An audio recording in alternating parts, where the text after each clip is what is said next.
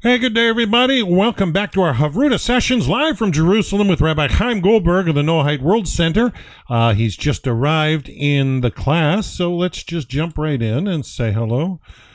Shalom, Rabbi. How are you doing today? Your camera or microphone's not on at the moment, but we're live streaming, so whenever you're ready, you can start the class, Rabbi.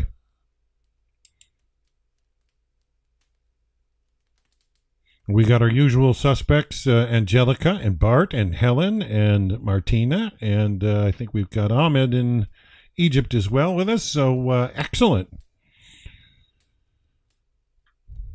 Class is going to begin shortly, folks, as soon as the rabbi's ready. He's just probably in and out of his office at home, and so, yeah, so we'll be right with you.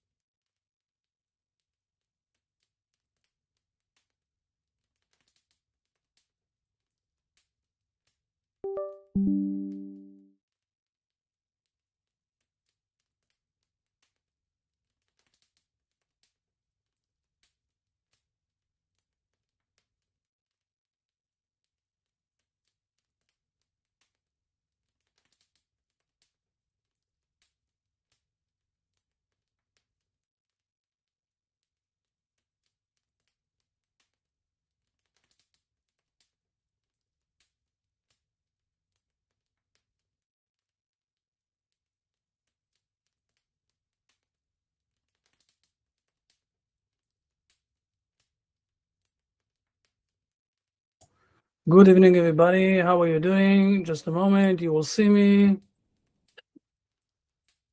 No, come on. Oh, now you can see me. Hi, everybody. How are you doing? Good evening. Sorry for my lateness. I had a crisis, but so Babas, where's Dan? I heard him before. Oh, I'm here, Rabbi. So good to see you. We hope everything's okay. Everything is fine, more than fine. We are broadcasting. Yes. Close it for a moment. Close it for a moment.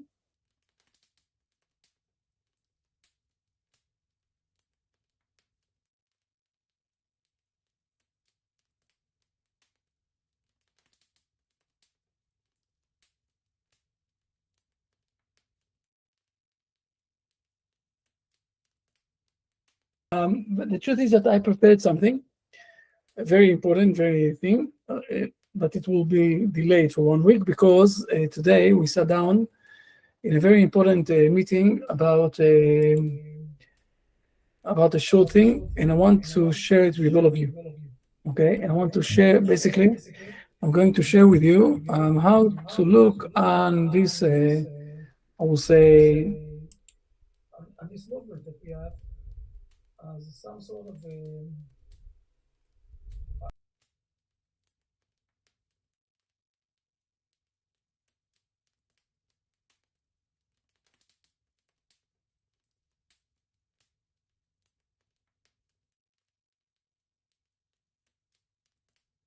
all of the Noahide people here in this thing. With your permission, I will share the screen. Dan, prepare your throat because you're going to read a lot. Fair enough. Just a moment. Let me see exactly where it is. I can broadcast this. Yeah. Yes, of course. Someone sent me a message from Saskatchewan. Yes, this is how you say it, how you spell it? Yes, Saskatoon. My wife was there just 2 weeks ago. Yes, okay. So basically, this is the document. It's not a long one. It's not too much long. I think it's something. But we'll read it step by step. Okay. Sure. And I want to hear your ideas. So we'll go step by step. And not only that, I have also a few things to say. And if I will open, I will say like that. If I will say as the beginning, it's showing a new way how to explain the 7 laws of Noah, also for people that are not, I will say, religious, who do not believe in God, and it's good for the Western world. Okay, so let's go. Let's start first of all with the first paragraph. It says here in the beginning in the Hebrew. Just a moment. In the Hebrew, it says basically that here this is something that we prepared for those who are already, I would say, Noahide. This is why I'm speaking about this with you, and I would like to hear how you are helping us to fine-tune those ideas. Please. Okay. Let's read the first part. Many people in the West, whether Christian, secular, or some different background, are confused about Jews, Judaism, and Israel. Are they a religion or a people? Why do they seem to come from so many places and also have a country? What are the main beliefs and practices? Why do they seem so different, some indistinguishable from Western people and some very different from them? How do they view other religions and peoples? Why do people dislike Jews so much? Do Jewish teachings have anything to offer to the world today? This short booklet addresses these questions by drawing on Western concepts that most closely approximate the Jewish tradition's self-perception. So it's bringing a lot of questions. We're going to answer them one by one. Basically, I'm going to show you a point of view that will address all the 7 laws of Noah in line to what's happening today. Okay, so we can dive inside, but I prefer to do it step by step through the text, and after that to say and to have a few questions and to hear what you have to say also about this thing. So let's go to the first one, please. Done. Sorry, I got to hit 3 buttons. Okay, the first one. Is the Hebrew nation a religion?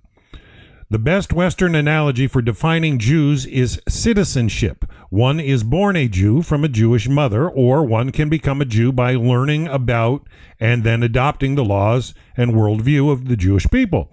The Jewish people, in turn, must consent to adopt a given candidate, a process conducted by a rabbinical court that reviews the candidate's eligibility.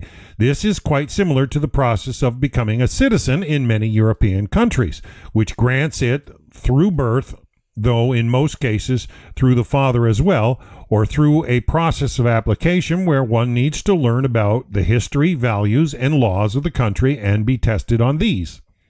So first of all, we are defining this, I would say, Jewish path. Okay, I don't like the word Jewish, by the way. I think the Jewish is coming. I know. The Jewish is a word that is coming from Judah, and Judah is only one of the 12 tribes. In a moment, we're going to deal with this. Okay, how many tribes we have and what's happening in the Hebrew state.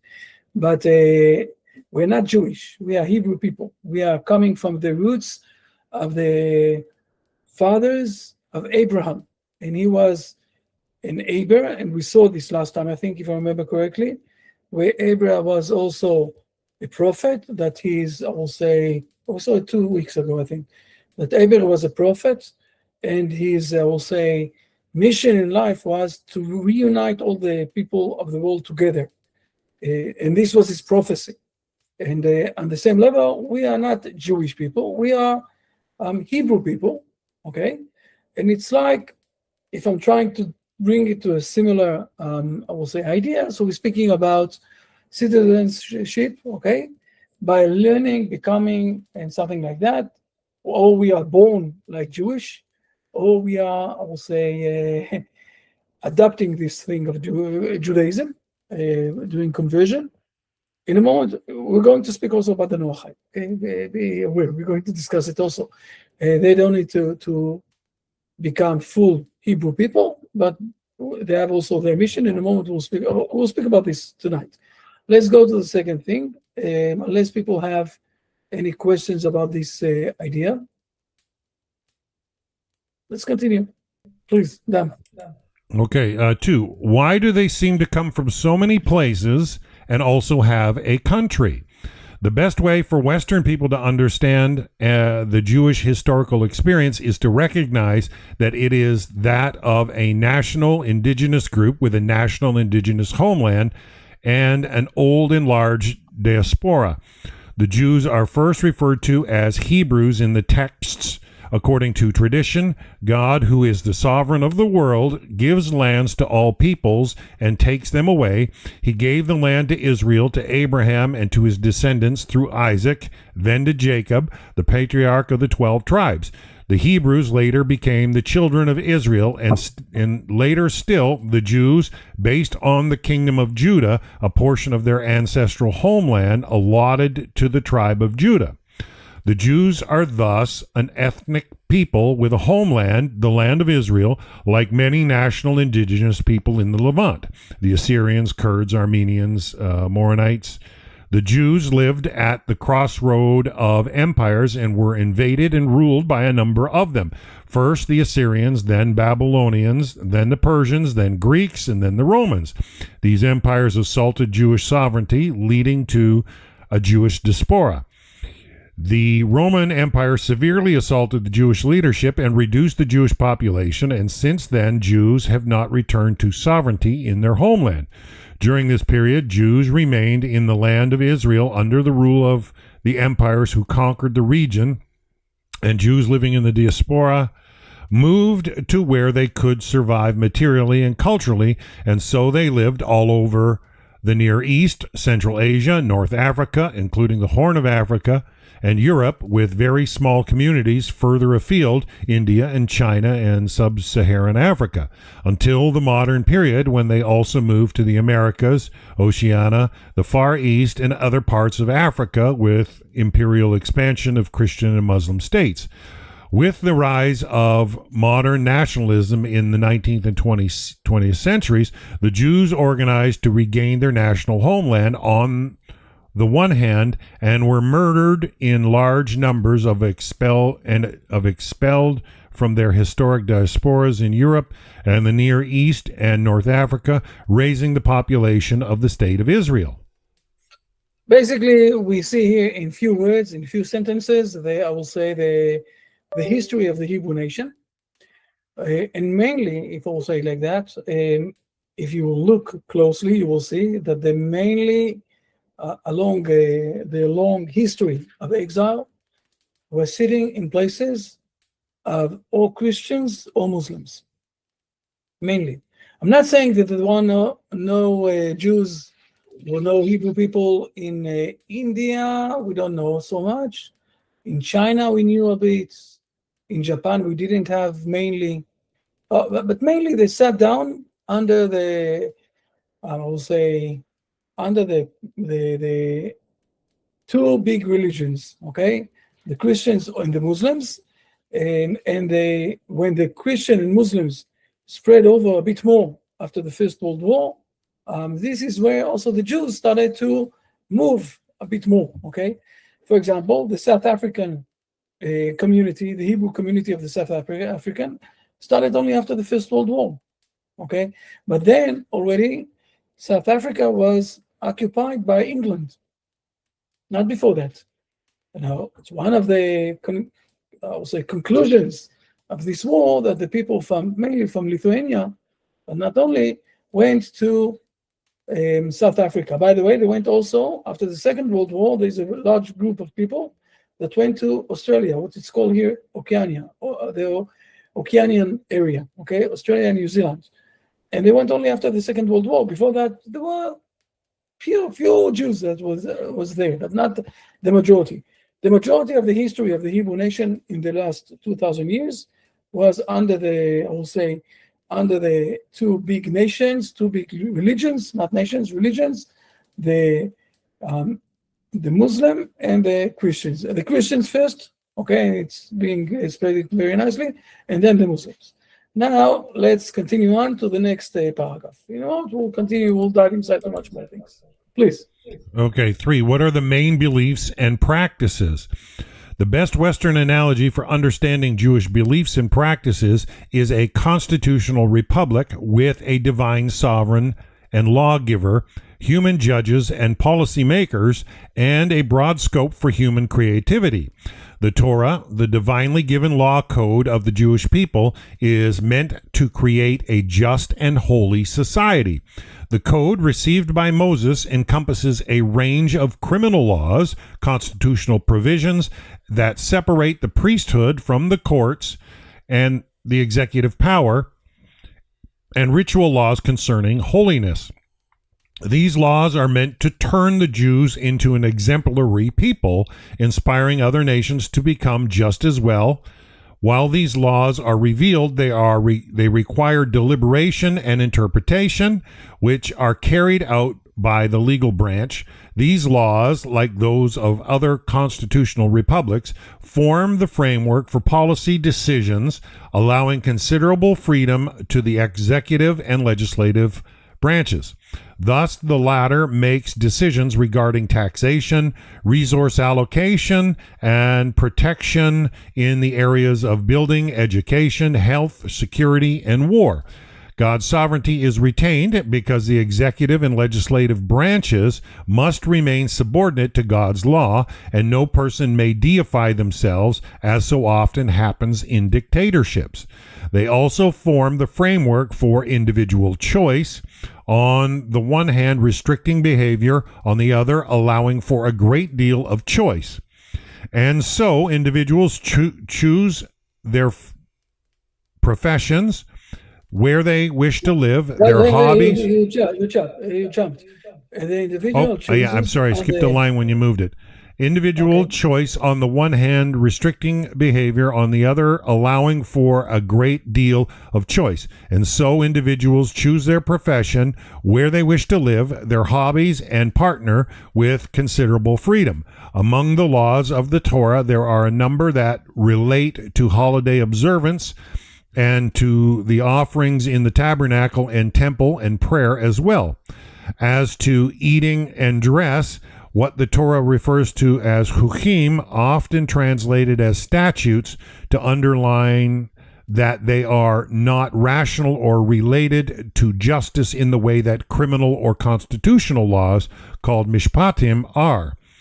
We're speaking here about, before we continue to number 4, the next question, we're speaking mainly about a situation that is some sort of also structural laws that are running here, okay, between God and we putting them under the line of God.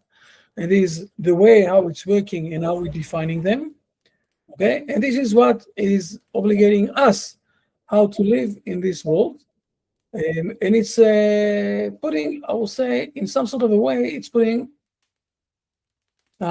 God on top, I will say like that, okay. He's not speaking with us, it's true. Today he's not speaking with us. He spoke with us when we were in the prophet era, but this is the way how basically we are building up the laws, and they are those who are, I'll say, like judges not like judges, sorry, like the politics in a few places that are organizing the laws, and the other judges who are taking them outside, okay, bringing them to life. Please, let's continue on. Let's go to next part. Okay, point 4. Why do they seem so different from one another? Some indistinguishable from Western people, and some very different from them. The best way for Western people to understand the differences among Jews is to understand that different diaspora communities absorbed some customs of their neighbors and adopted different solutions to Western political hegemony and scientific modernity. As the Jewish community resided in the diaspora, this impacted their dress, food, and professional lives. For example, Jewish cooking from the Iranian, Eastern European, or Moroccan diasporas resembles that of the local community, with adaptations to Jewish dietary restrictions. The laws of the diaspora state also influence Jewish economic activity and access to education, often restricting both. In the modern period, Western states in Europe and the Americas lifted Jewish legal disabilities on education and professions, but also destroyed their communities' educational and legal structures. This led some Jews to assimilate and others to turn inward, creating ultra-Orthodox groups. Those who assimilated went beyond the adaptations to the diaspora. They abandoned all non-rational laws and communal laws for the Jews. They have acculturated to European clothing norms, have also abandoned aspects of Jewish observance that do not conform to local national laws, dietary regulations, clothing practices, marriage customs, and holiday observance. The Jews who turned inward are most foreign to Western people because of their emphasis on its ritual and communal laws and their limited participation in the economy, with their focus on business. There are other Jews who participate in many aspects of Western economic and political life, while also adhering to Jewish law in criminal matters, as well as non-rational and communal laws. Thus, they seem both familiar and different. At the same time, modern Western societies are influenced by the Bible and its core notions of a single God, rather than many or no creator of the universe, and of a God responsive to collective and individual prayer. Some also believe, like the Jews, that God operated in history and that history is progressing. These core Jewish views do not seem so foreign to some Western people, whether influenced by Christianity or the Enlightenment, whether in its liberal or Marxist forms. So what we have here basically is a mixture.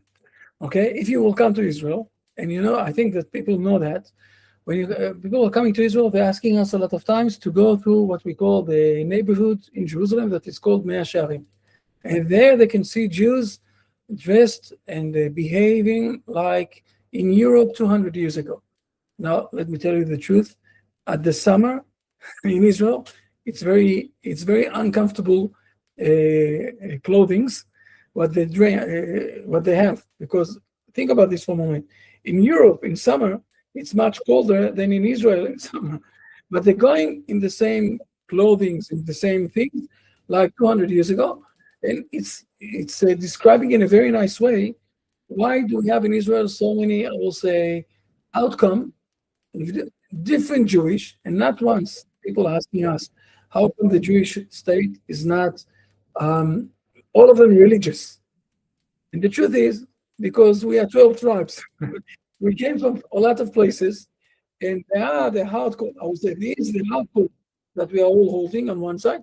On the other side, there are also the differences in the outcome of behavior of few things. I don't know why I'm being twice, okay? Because maybe it's because they're related, done with the recording. I will say that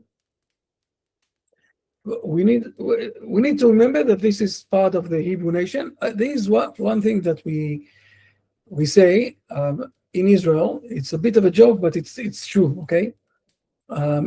In France, there are Jews. In Italy, there are Jews. In London, there are Jews. Okay, in the United States, there are Jews. In France, in Spain, there are Jews. All over the world, there are Jews. But when they're coming to Israel, so we have here someone that is a Spanish, someone that is a Italian, someone that is a French, what we call cacophone, and there are those who are Americans, and there are those who are from here. We don't have Jews. We have from all of the countries of the world. And all of them came here back. We all came back, and we have different costumes. but those are the costumes of the outside. There are a few hardcore things that we are working together. Now we're coming to the more interesting things, okay? So let's go to number 5, please. Okay, number 5. How do they view other religions and peoples? The Jews view all people as created in God's image, endowed with free will, and contributors to human knowledge. The classical Jewish texts judge others by whether they follow humanity's foundational moral laws. These are accessible to human reason and are, according to Jewish tradition, revealed to humanity, first to its patriarchs and matriarchs Adam and Eve, then again to Noah and Nama, and then in the Torah given to the Jewish people. They include no idolatry, no blasphemy, no murder, no stealing, no sexual immorality, no eating the limb of a living animal, and having a court system. Many world religions and philosophies promote some of these teachings, though not always consistently. Jews judge individuals and societies according to whether they follow these laws. 3 of these laws are clear to Western people: murder, stealing, and having a court system. As these parts of Western ideals among Christians and secular liberals and social democrats, idolatry and blasphemy seem atavistic. But it is a misunderstanding. The prohibition against idolatry and blasphemy is both conceptual and moral. It reaffirms our human limitations. We are not gods, allowing the space for learning and working together rather than deluding ourselves and oppressing each other. The laws against sexual immorality and eating a limb from a living animal demand that we retain our humanity through consensual and limited partnerships. Divorce allows for their dissolution and human treatment of non-humans. We neither behave like animals that eat their prey while dying, nor make them suffer in the process. Though small in number, there is no crime today, whether corruption, kidnapping, contamination, etc., that cannot be reduced to one of these laws. In addition, Jews also judge others on their wisdom. This means not only scientific knowledge, ranging from land management and animal husbandry to physics, but also social organization, policy choices, and creative abilities.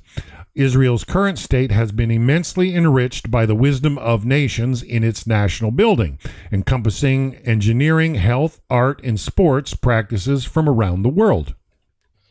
Okay, and now we started to speak about the most, I will say, heavy things that we have here. Okay, the people might think that idolatry and blasphemy, those are things that are very far in the history, maybe related with 500 years ago, maybe even 700 years ago, but it's not true.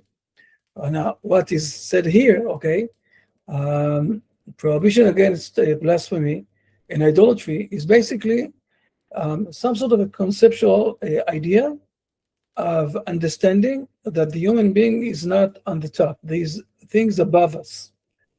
Now, if you will go to the explanation, I will say it like that, of the secularism that was written down in the late 90s of the 18th century, okay, something like 140 years ago. So one of the main things that secularism is saying is that we, with the human brain, we are on top of everything and we understand everything. And what we don't understand today, we will understand tomorrow. But we will understand everything. So in some sort of a way, we putting the human being as alien, the most important thing here, that knows everything, that he is reading everything. And this is a bit, or starting the first step of idolatry.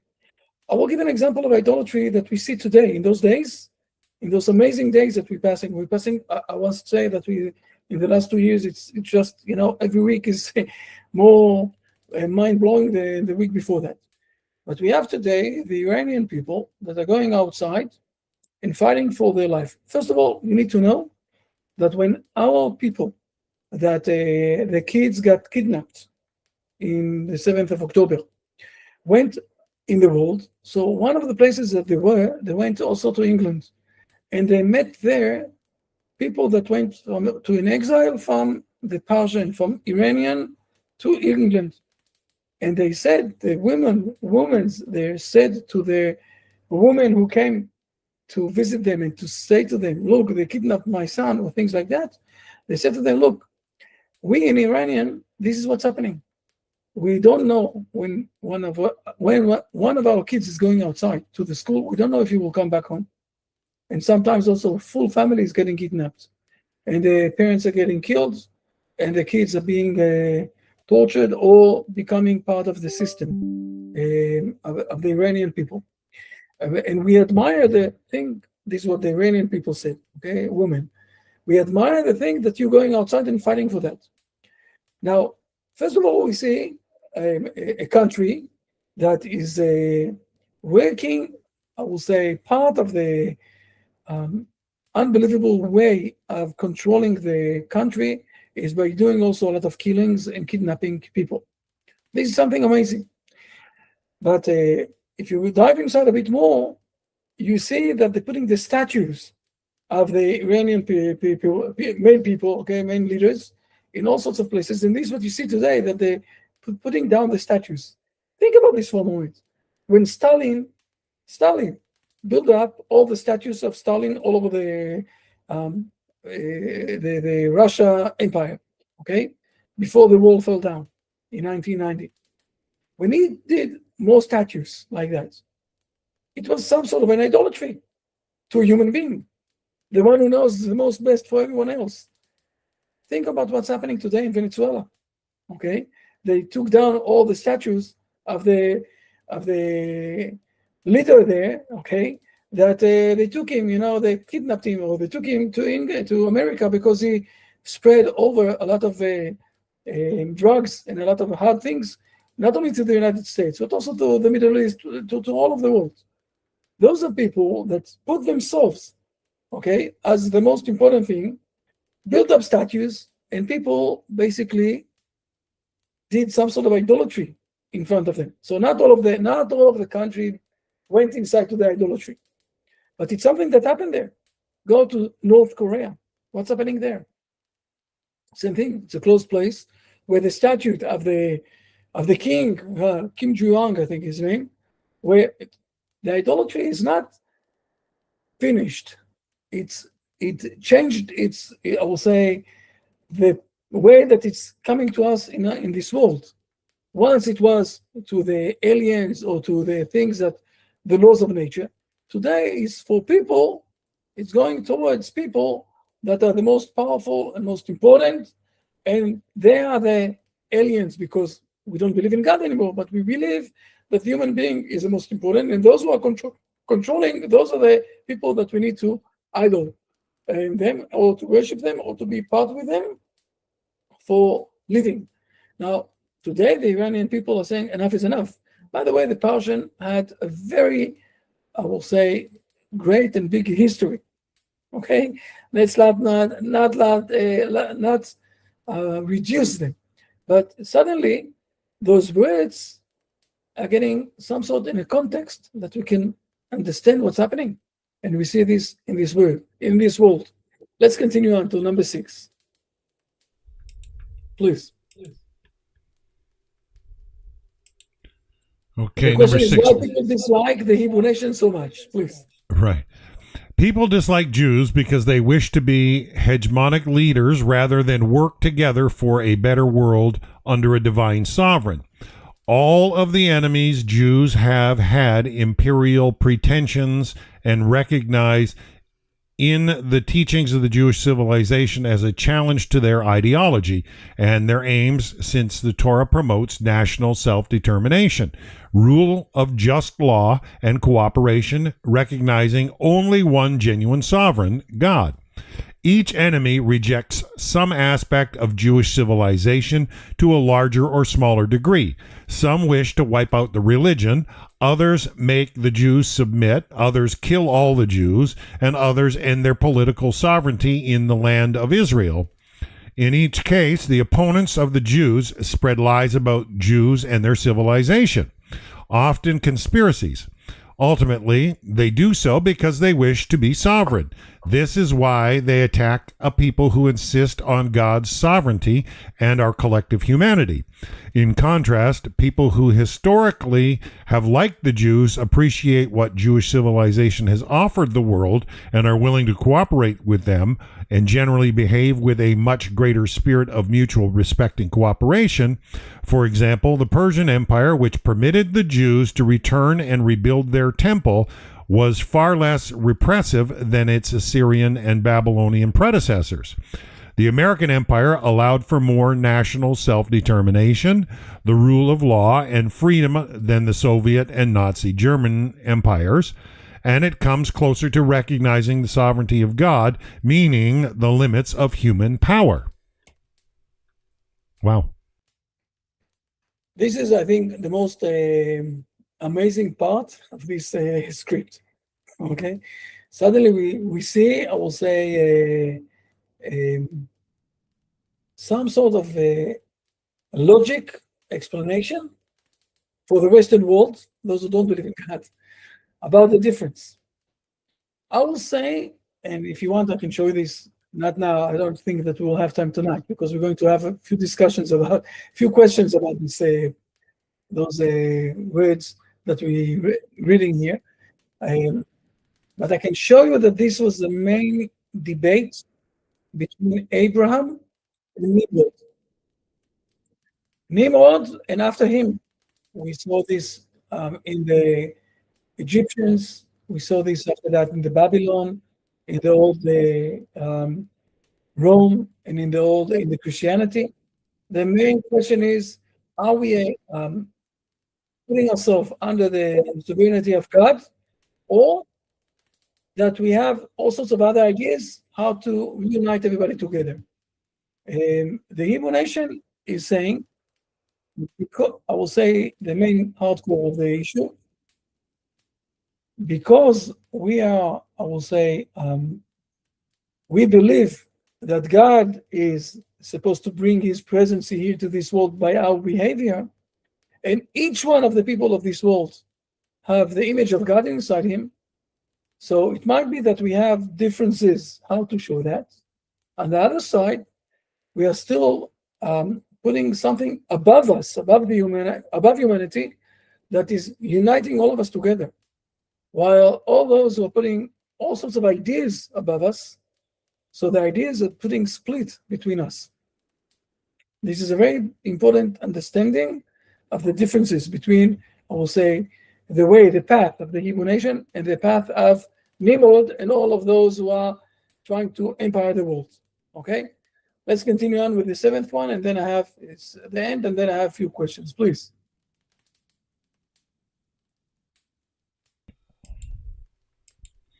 Point 7. Do Jewish teachings have anything to offer to the world today?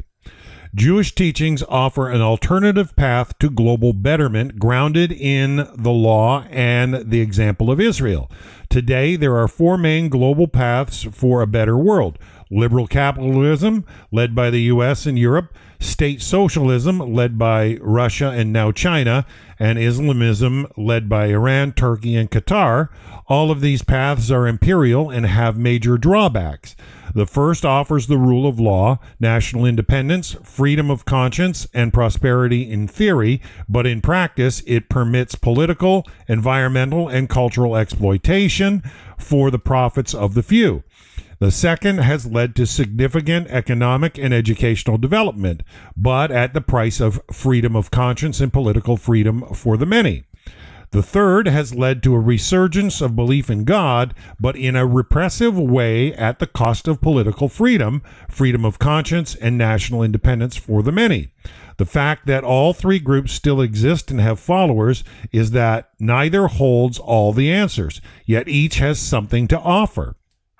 The universal political teaching in the Torah combines law, tradition, and freedom, integrating and elevating the positive aspects of all three while abandoning their negative aspects.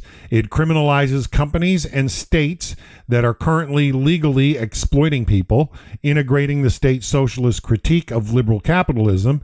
It assures national self-determination, freedom of conscience, and political freedom, integrating the liberal capitalist critique of both socialism and Islamism. It respects transcendent wisdom and divine sovereignty, thereby integrating the Islamist critique of socialism and liberalism. In doing so, it also absorbs insights from indigenous and decolonial movements that reject empire and global power and celebrate cultural diversity, while also insisting that there are non-negotiable foundations to global justice. Wow, that's huge for people to understand. I brought it because it's huge. Suddenly we're starting to see how, I will say, everything is being part of the right place. Basically what we're saying, that the path, or there are three main paths that are running today in this world. The Muslim, the Islam, and the, how do you say, they said here, the third one also, just a moment, is related a bit with the secularism, okay? But it's mainly the United States, Russia, and the Muslims, I will say it like that, okay? Those are three. While each one of them has, yes, and each one of them has some sort of, I will say, defaults that are not good. And the Hebrew nation, the Judaism, is offering something that is taking the good from each one of them and bringing something to the world that can give or can combine, or can, I would say, bring the path that can bring everybody together. And the main question, I have a few questions, okay? But the first one maybe is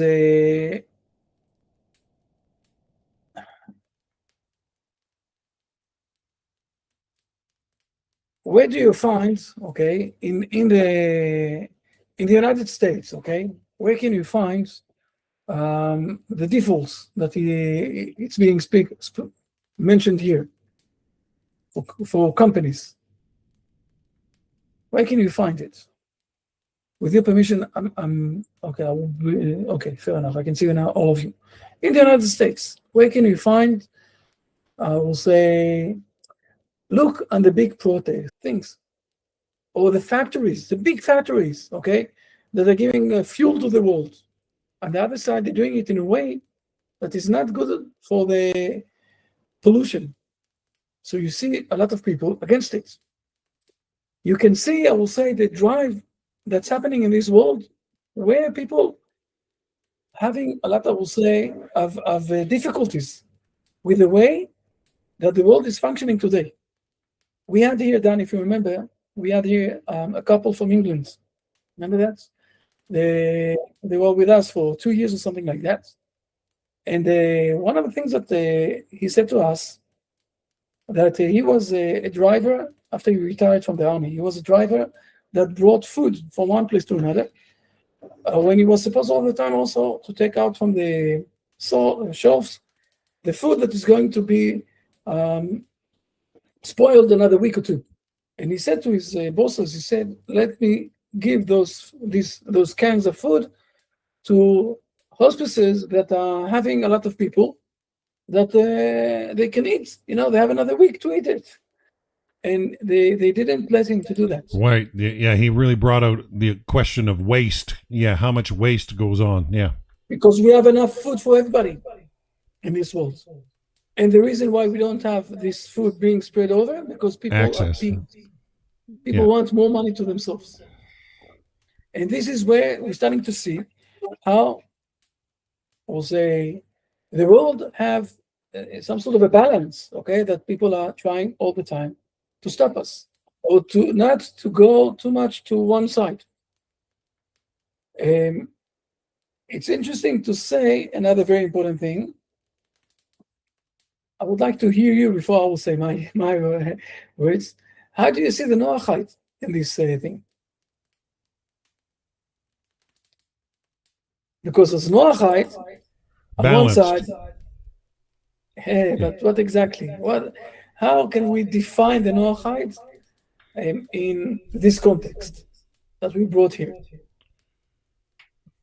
What do you I say? look at it as balanced, so that things are balanced. It's not overly religious, but it doesn't neglect Hashem. It cares for.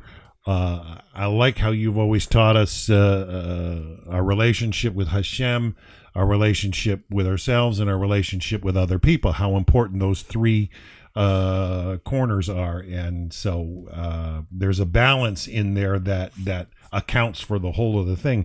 I mean, I look at it as like if you're making a soup. Like we live in Canada here, and it's a very melting pot mentality. And so when you're making a soup, you usually start out with a base, maybe a tomato base, maybe a cream base soup. But the point being, the vegetables or whatever you add to it, how is it going to blend and mix? And it's very important to have something that's flavorful. How do things synthesize together? And especially this question 7 that talked about liberal capitalism and state socialism and Islamism. I mean, these three, they have too much extremes. I like the way the Rambam talks about balancing extremes.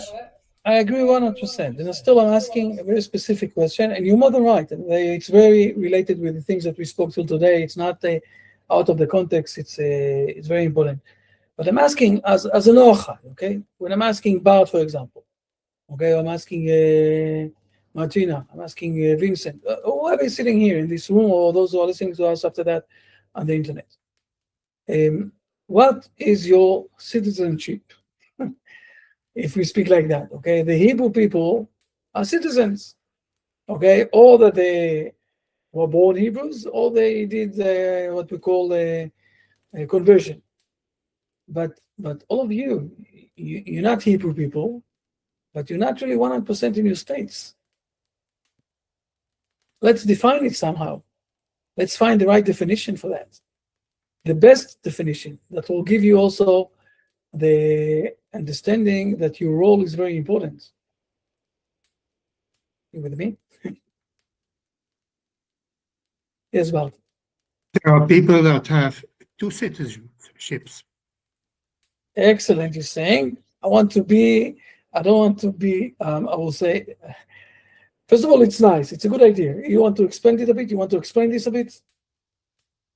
Well, for instance, I don't know if this is good, but I will give it as an example.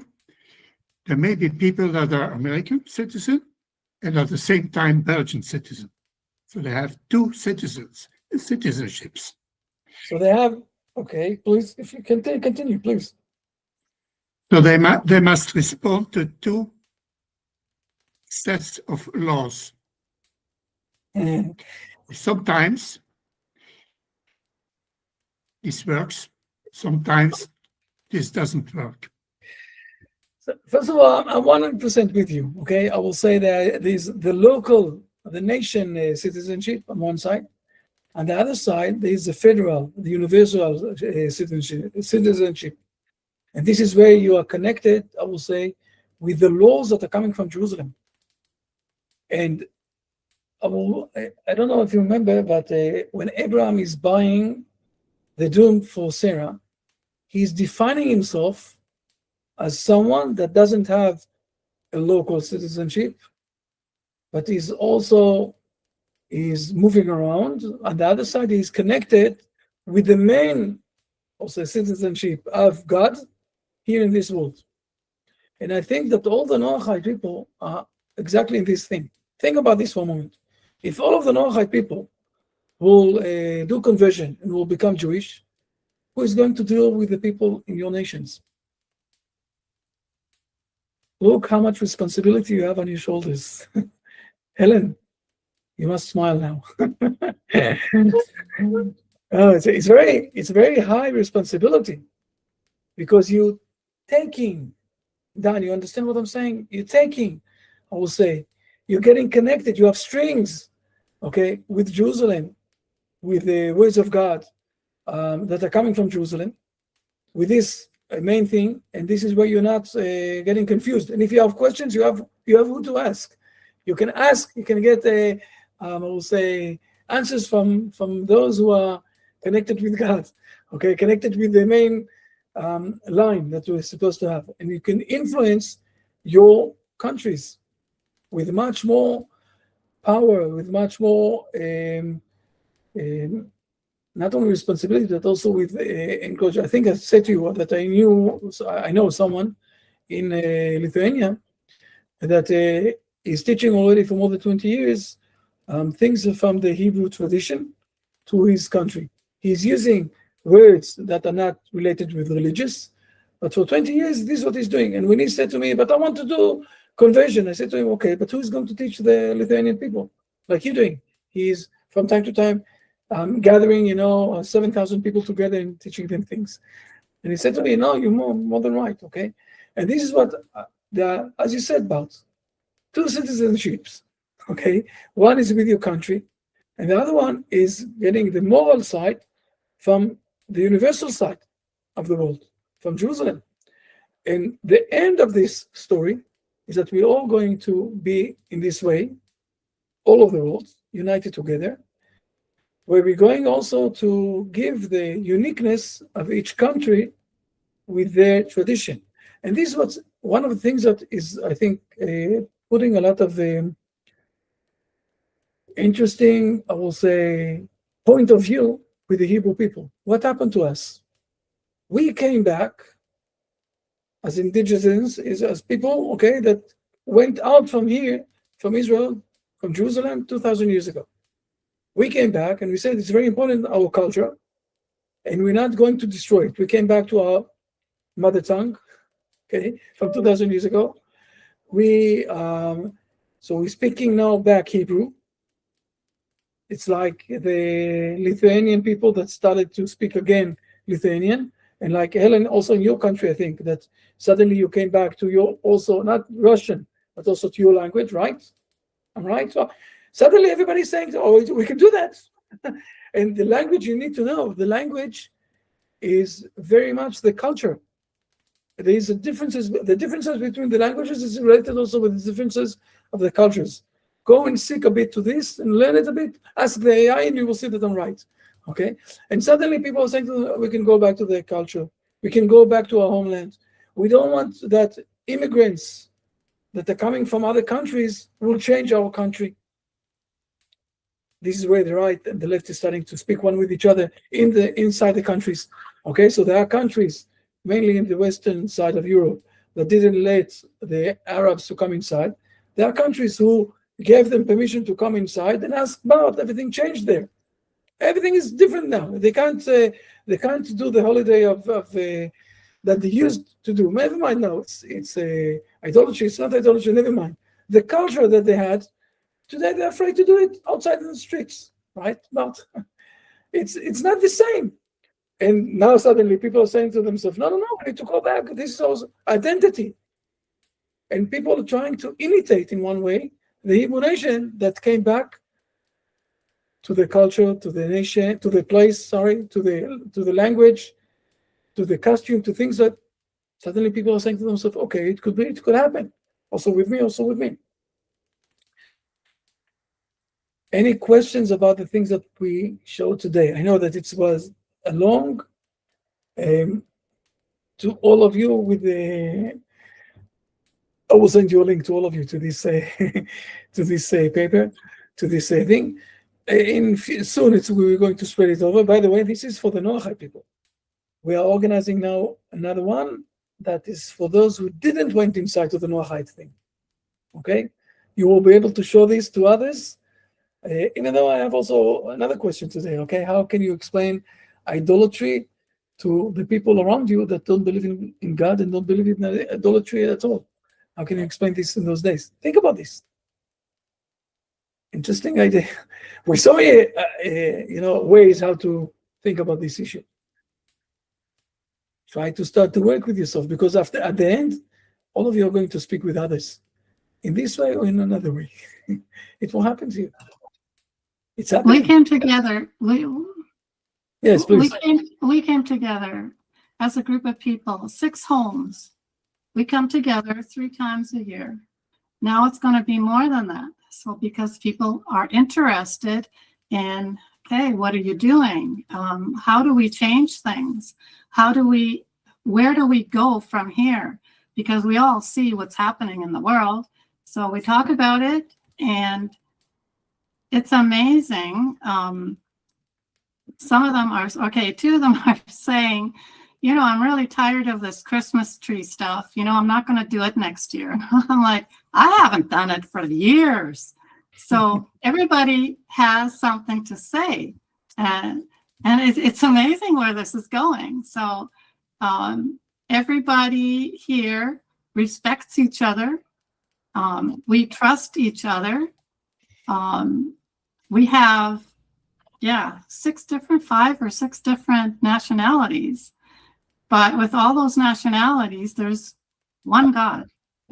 One God. And I like what Barb said, 2 citizenships. Absolutely right. I'm a Canadian German from Germany, but I'm a Canadian. And Israel is where I stand too. So those 2 are mine. They are, although I have, when I check, my stuff, my family stuff, I have some kind, Jews are in my family too, but that doesn't mean I am one. So anyways, it's very interesting now what's happening with all my neighbors around me. So let's see where that goes, because they do ask questions. So what do you believe? And I said, I don't believe in religion. Oh, you don't? Why? Now we have explanation. Yes. How to describe what you believe in. Yes. And so I tell them, number 1, religion divides. You can go to any religion. No, this is how it is. No, this is how it is. No, the other one says this. But with no religion, everybody comes together, and that's universal. It needs to be universal, or it will be. One God. Anyways, I could keep talking. But anyways, that's with my neighbors, I'm amazed on how it's going. It's going slow, but it's going. And the questions they have, it's absolutely good. We are so together that unity, number 1, if we can unite, help each other. And it goes on. Okay. Again, we're going to take out another thing like that is more addressing people who don't believe. This is more to speak with people that do believe in God.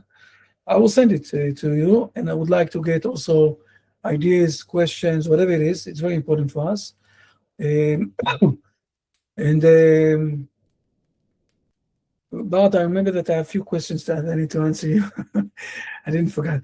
We'll do for them also. We'll give answers also for them. This is something that it's very important for us, because we're working about something that we're building up the full, I will say, Congress for next year. I said to all of you, you're more than welcome. And I was also give all everything that's happening there. It will be another month or something like that. We'll finish, but we're building up, and we want to build up the structure of this movement. Not only that we have a lot of people, and we do have a lot of people all over the world, but also to build a structure that you will meet each other and you will see how much it's big, also all over the world. So we're trying to start to speak in a way that will be for the ears of the people who are, I will say, to bring this in a way that is being heard in those days. That's what we're trying to do. If you will look inside good, you will see that the Jethro principle is also inside there. It was mentioned a few times, mainly about the difference between the Cain way of system of thinking, or me or you, but we can see mainly in Christian, in in the Muslims, while the Hebrew nation is speaking, no, we can be in the able mindset of you and me and all of us together. We spoke about this. It was very impact. Fair enough. This is enough for tonight, I think. And as I will try to send to all of you this Document. Documents, you will be able to see it and to discuss it and to send me back questions, whatever it is. It's very important for us, and we will continue on. And I also owe you answers, but it's okay. Thank you. Excellent. Yeah, there's Fair a lot of enough. work. Thank you A very lot much. of work that can be done, and people can find true fulfillment in making steps towards making the world a better place. I love the way the concepts were laid out for us today to help us understand, politically, religiously, economically. So beautiful message, and I look forward to hearing more and getting a copy of that document for sure, Rabbi. Always good to see everybody in the class: Ange, Martina, Helen, Bart, Vincent, and we even had Ahmed from Egypt was in for a while at the beginning, so that's cool. So we're aiming for next week, Rabbi, Hashem willing? With the help of God, yes. All right, I am going to be doing 3 sessions next weekend with Rabbi Schulman as well on Noahides and anti-Semitism. So that You have a different answer. yeah, for sure. I haven't heard back from. I know. I spoke Rabbi with him last Yehuda yet. week. I know. I spoke with him last week. He promised me that he will contact you. Yeah, and we'll organize. I sent him my work schedule, so I'll let him know when I'm not available. That's sometimes easier. So, till next week, folks, we're going to sign out for today, but we will be back. Hopefully you enjoyed that. Feel free to share this on social media. And till next week, have a wonderful, wonderful week, everybody. Bye for now. Bye, everybody. Bye. Helen, thank you for doing my likes on the link.